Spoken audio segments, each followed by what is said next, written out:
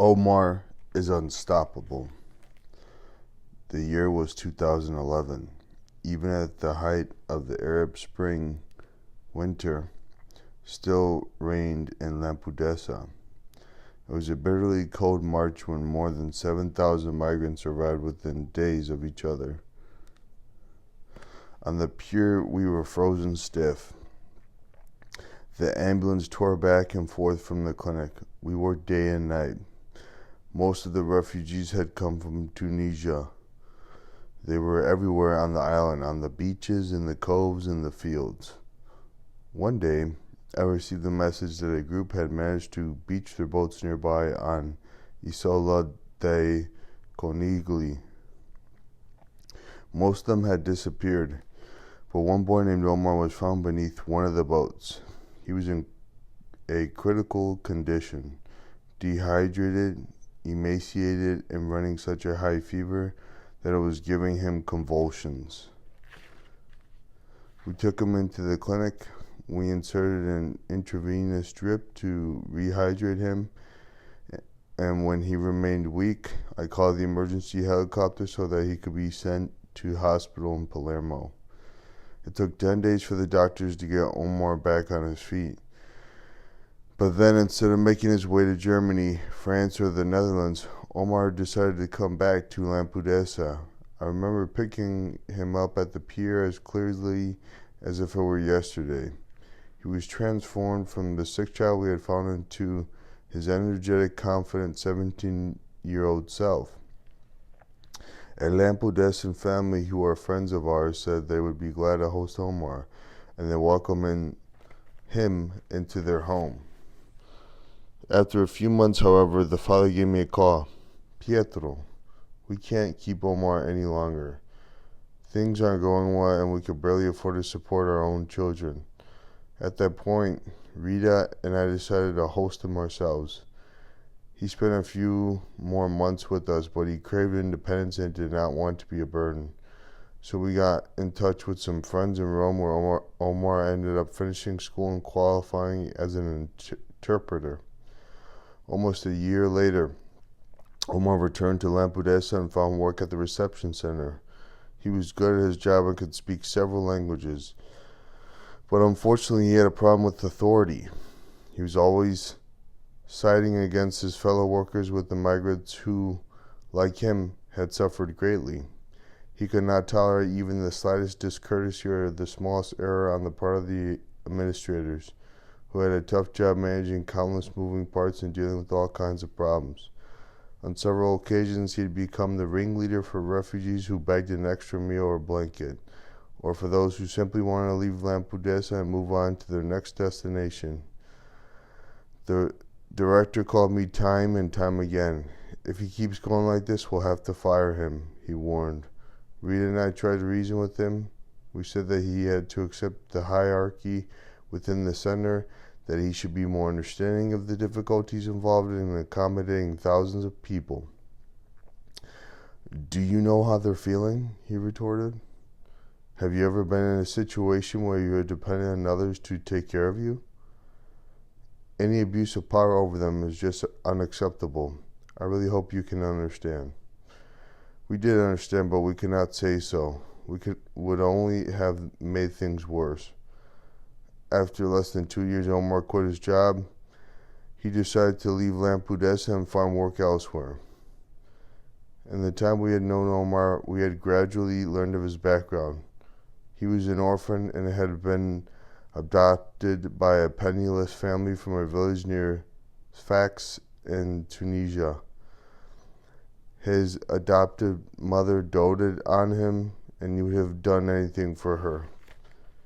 When she was found to have breast cancer and the treatment proved too expensive for their family, Omar decided to attempt the crossing to Italy and find a job that would allow him to send money home.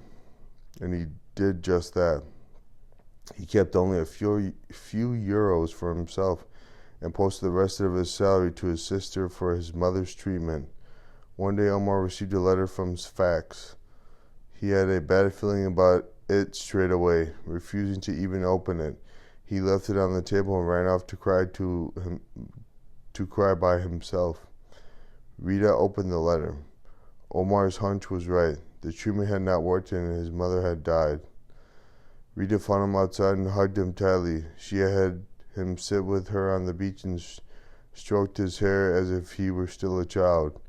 Eventually the sobs ceased. Omar had fallen asleep in Rita's arms. At the age of 19, he had found a new mother. Yet even today, when he speaks of his adopted mother, he cannot hold back the tears. Omar lived with us for a long time, but he was always restless. We found him a job at the Center for Asylum Seekers in Manao near Cantania, but this suited him even less than the one in Lampedusa. He could not handle the provocations, hypocrisy, and ignorance of certain workers. I went on receiving telephone calls from administrators. Doctor Bartalo, if Omar keeps behaving like this way, we really will have to ask him to leave. I begged them to be more patient with him, though I knew I was wasting my breath. Omar could not just acquiesce, because he would never forget what he had been through. He feels compelled to stand with whomever he finds stuck in a place they badly want to escape. They need to leave and find jobs, send money home, enable their families to lead normal lives. After leaving Manao, Omar came back to live with us for a while. Then he tried going to Germany but was stopped by the police and sent away. He was not exactly an illegal immigrant, but his residence permit was for Italy and not Germany. He tried Finland next, but he was jettisoned from that country too.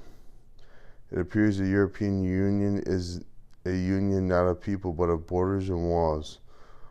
Omar has since roamed to Malta and to Sweden in his continued search for a job and, more importantly, for a new identity, a life no longer marked by grief and anger. I know that Omar will come back to us time and again, but that we will never be able to keep him here. The Will of the Waves. My mother was Lampedusan, but when she was a child, her impoverished family lived for some time in Susa in Tunisia. She was 17 when they returned to Lampedusa. There, my father first met her and fell in love. He too was from a poor family, but he was extremely driven and determined to make something of himself. Before long, he decided to risk using the little money he had earned from fishing to build a boat of his own. He named her the Kennedy after the American president who had been assassinated earlier that year. My father asked his brother-in-law Nicola, or Uncle Shilinu, as he was known to me, to be his business partner. And Uncle Shilinu was born in Susa but had not set foot there since his family's return to the island. He was a truly extraordinary man whose face always wore a smirk of some sort. You could never quite tell if he was joking or being serious. He became an excellent fisherman, and when he was not on the Kennedy, he was out fishing with a trowel line, the type that has many hooks. He had a small boat of his own too, which was named the Pietro, like me. One day my father and I came home to find my mother in tears. Uncle Shilinu had gone out fishing on his boat and had not come back. We immediately set out to look for him with all the other fishermen of Lampedusa in tow. There is an unwritten rule that you might only understand if you were born on an isolated island like ours. Leaving another human being at the mercy of the waves, no matter who they are, is unacceptable, unthinkable, in fact. This is a law of the sea. It is taken so seriously that when the Italian government prohibited taking migrants on board a boat, fishermen often defied the law and ended up in court. The whole island searched for Uncle Shilinu. We divided the sea into zones and went more than 25 miles out. The search yielded nothing. There was no sign of him. The Navy got involved and sent our helicopters. Still nothing. We could not find him. Our conjectures grew increasingly absurd. Had the boat capsized? Had Shilinu been kidnapped?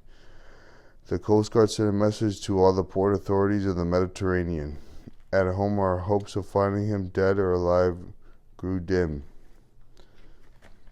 2 weeks later, the port authority telephone rang. It was the Coast Guard in Susa. A small boat had been found in the port, and there was a corpse inside. My father and I sped to Susa on the Kennedy along with some of the other fishermen. As soon as we entered the port, we spotted the boat. Unmistakably, it was the Pietro. Uncle Chileno's body had drifted to Susa in a sort of nautical morgue. When we saw him, his mouth was curled upward at the edges. He looked as sarcastic as ever. He had been born in Susa, and there he had returned in death. We were told that he'd had a heart attack while fishing.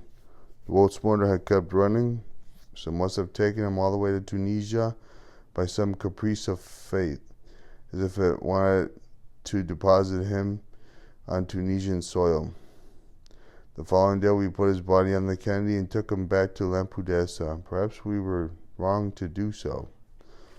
Tunisia also held a special place in my mother's heart. From Susa, she had brought with her one prized possession that she used and looked after with the utmost care. It was a green couscousiere of glazed terracotta, the treasure chest in which all of her memories of Tunisia were preserved. During the long hours she spent making that archetypal Tunisian dish, those memories would come flooding back. I loved to watch my mother as she cooked. She would take a large pot of boiling water and place the couscousiere on top, sealing the space between the two vessels with dough to prevent the steam from escaping. Then she would put the semolina on a wooden table and begin to roll it.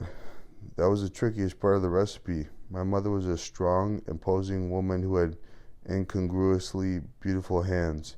She would sink her long fingers into the semolina and gradually mix it with a little salt and water, blending the ingredients lovingly in a circular moment known as inconcia.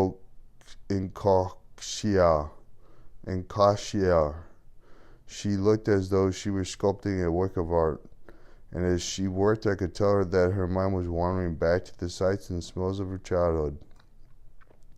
At just the right moment, she would tip the semolina into the couscousiere. Then she would make a broth with the fish my father had brought home.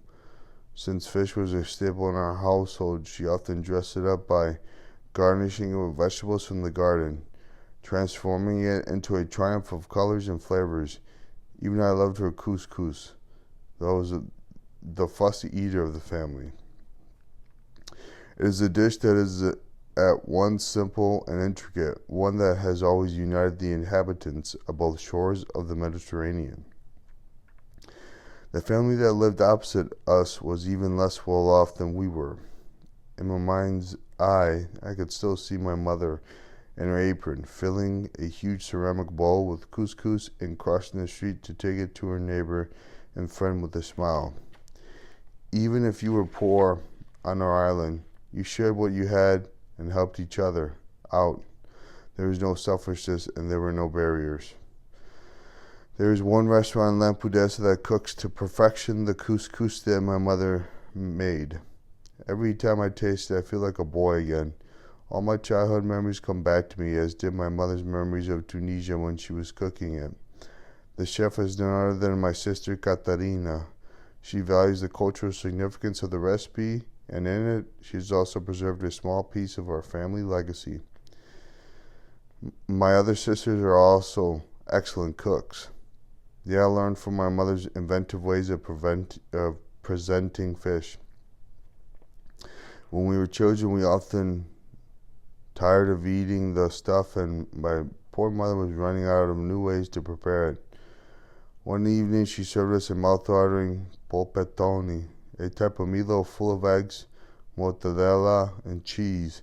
Finally, we said, no fish tonight. We ate with gusto as if we were savoring a rare delicacy. When he had finished the meal, my mother looked at us all. Vi appetito? Did you like it? Sí, mamá, finalmente a carne.